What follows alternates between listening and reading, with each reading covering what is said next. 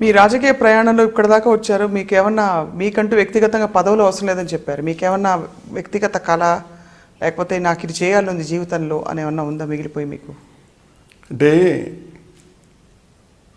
వ్యక్తిగా బాధ్యతగా ఉండటం అన్నటువంటిదే ఎవరైనా సమాజం పట్ల అవగాహన ఉన్నటువంటి వాళ్ళు చెప్పేటువంటి మాట. సమాజం పట్ల అవగాహన తక్కువ ఉన్నటువంటి వాళ్ళే వ్యక్తిగతంగా నేను ఇది చేయాలనుకుంటున్నాను అనేటువంటి మాటలు మాట్లాడతారు. మొట్టమొదట మనం మనిషిగా నేను తృప్తిగా ఉన్నాను అన్నటువంటిది ముఖ్యం. నేను చెడిపోలా, ఉన్నంతలో నేను ఎవరిని చెడగొట్టలా, నేను ఎవరికి కూడా అబద్ధాలు చెప్పలా, ఈ రకమైనటువంటి తృప్తిని పొందుతాను. కానీ నేనేదో ఆ పదవి కొట్టేయాలా, ఈ పదవి కొట్టేయాలా, అట్లా నేను పెరగలేకపోయినాను. నా వల్ల కాదు. ఇంకా బట్ 2019లో అయితే మీరు పోటీ చేస్తారని మేము అంచనా వేస్తున్నాం. అప్పుడు పరిస్థితులు ఎలా ఉంటాయో చూడాలి, ఇంకా వేచి చూడాలి. అవునండి. సో కరుణాకర్ రెడ్డి గారు, ముందు కూడా జరిగే పరిణామాల్లో మిమ్మల్ని వార్తల్లో మనం చూడబోతున్నాం. ఎందుకంటే మీరు ఇప్పుడు ఎంత సాఫ్ట్గా నెమ్మదిగా మాట్లాడారో, అవసరమైతే మీరు అంత ఫైర్ బ్రాండ్ కూడా 100% అమ్మా ఉతికి ఆరేసేస్తారు. అవును, అందులో అనుమానం వెళ్ళి నన్ను ఉతికినా కూడా ఉతికించుకుంటా. నేను అవతల వాడి విషయంలో అలాగే ఉంటా.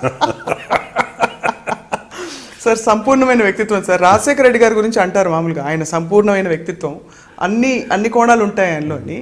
ఆ తర్వాత బహుశా అంటే అఫ్కోర్స్ జగన్మోహన్ రెడ్డి గారిలో కూడా ఉన్నాయి అన్ని కోణాల లక్షణాలు. ఆయనతో దగ్గరగా ఇవాళ ఇంత ఓపెన్గా మాట్లాడాం కాబట్టి మీకు కూడా అన్ని కళలు, సంగీతం, సాహిత్యం, మంచి సెన్స్ ఆఫ్ హ్యూమరు, జీవితం పట్ల అవగాహన, మంచి నాలెడ్జ్, జీవితం నుంచి ఏదో ఒక సారం నేర్చుకోవాలనేది.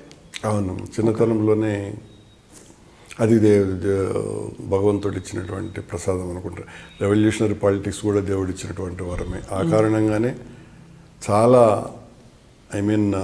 ప్రోగ్రెసివ్ థాట్స్తో టీటీడీలో చేయగలిగినానని ఫీలింగ్ నాది. నేను వేదం చదివేటువంటి విద్యార్థులకు అందరికీ కూడా చాలా పెద్ద ఎత్తున వాళ్ళు ఇంకా భవిష్యత్తులో వేదం చదివేటువంటి వాళ్ళ సంఖ్య కూడా తగ్గిపోతుందని గమనించి నేను వేదం చేరటానికి వచ్చినటువంటి ప్రతి విద్యార్థికి 2 లక్షలు 3 లక్షల రూపాయలు డిపాజిట్ చేయించి ఆలోచన ఆ రాజకీయాల వల్లనే వచ్చింది నాకు. అట్లాగే ఈ సన్నాయి, డోలు, ఇలా పురాతన వాయిద్యాలు వాయించే వాళ్ళ సంఖ్య తగ్గిపోతుందని వాళ్ళు నేర్చుకునేటువంటి విద్యార్థులకు కూడా 1 లక్ష రూపాయలు ఎంతనో డిపాజిట్ చేయించేటువంటి అవకాశం కూడా నాకు కలిగింది. ఈ రోజున ప్రపంచవ్యాప్తంగా వీక్షకులుగా ఉన్నటువంటి స్వామివారిని అనునిత్యము చూసేటువంటి వెంకటేశ్వర భక్తి ఛానల్ దేవుడు నా మెదడులో పుట్టించి బయటికి రప్పించాడు. ఇలాంటి కార్యక్రమాలు చాలా నేను చేయగలిగిన. అలాగే 4 సంవత్సరాలు తెలుగు భాష బ్రహ్మోత్సవాలు చేయగలిగిన, మానవతా విలువలకు సంబంధించినటువంటి ఉత్సవాలు చేయగలిగిన, శంకరంబాడి గారి విగ్రహాన్ని ఏర్పాటు చేయించా, ఎవరు ఎంఎస్ సుబ్బలక్ష్మి గారి విగ్రహం పెట్టగలిగిన, సాధు సుబ్రహ్మణ్య శాస్త్రి గారని అసలు వెంకటేశ్వర స్వామి టెంపుల్కి సంబంధించిన డిస్క్రిప్షన్స్ అన్నీ బయటికి లాగింది ఆ మహానుభావుడే 1930s. లేకపోతే స్వామివారి చరిత్రకు సంబంధించి మనం ఒక కోణమే, పురాణమే తప్ప చరిత్ర తెలిసేటువంటి అవకాశం లేదు. ఆయన విగ్రహాన్ని పెట్టగలిగిన, అన్నమాచార్య కీర్తనలు బయటికి తీసుకొచ్చినట్టు వేటూరు ప్రభాకర్ శాస్త్రి గారి విగ్రహాన్ని పెట్టగలిగిన, ఇవన్నీ కూడా దేవుడు నా చేత దేవుడు చేయించుకున్న పనులు అంటారా? అంటే లేక చేయించినాడు అంటాను, నాకు అవకాశం కల్పించినాడు. లేకపోతే నేను చేయగలిగి ఉండేవాడిని కాదు. సామూహిక వివాహాలు దాదాపు 32,000 మంది నేను ఉన్న టైంలో అందరూ కూడా దాన్ని కూడా కాంట్రవర్సీ చేయగలిగినారు. చేస్తే నేనేం బెదరలేదు. అంటే ఉదాహరణకు గిరిజనులు పెళ్ళైన వాళ్ళు బిడ్డలు తీసుకొని కూడా పెళ్లి చేసుకున్నారు, పెళ్లి కానటువంటి వాళ్ళు. అంటే గిరిజన సాంప్రదాయం అది. బిడ్డలు కలిగిన తర్వాత పెళ్లిళ్ళు చేసుకునేటువంటి పరిస్థితి ఆంధ్ర రాష్ట్రంలో ఉన్నటువంటి గిరిజన ప్రాంతాలలో ఉంది. అది తెలియకుండా దాన్ని కాంట్రవర్సీ చేశారు. అది చలంగారి ప్రభావం కూడా కొంత ఉందంటారా? అంటే మీరు ఎనీవే విప్లవం నా దగ్గర నాకు ఎప్పుడు కూడా చలంగారు మెదులుతూ ఉంటారు నా హృదిలో. శ్రీశ్రీ గారు మెదులుతారు, దాశరథి రంగాచార్య గారు మరీ ఇష్టం నాకు.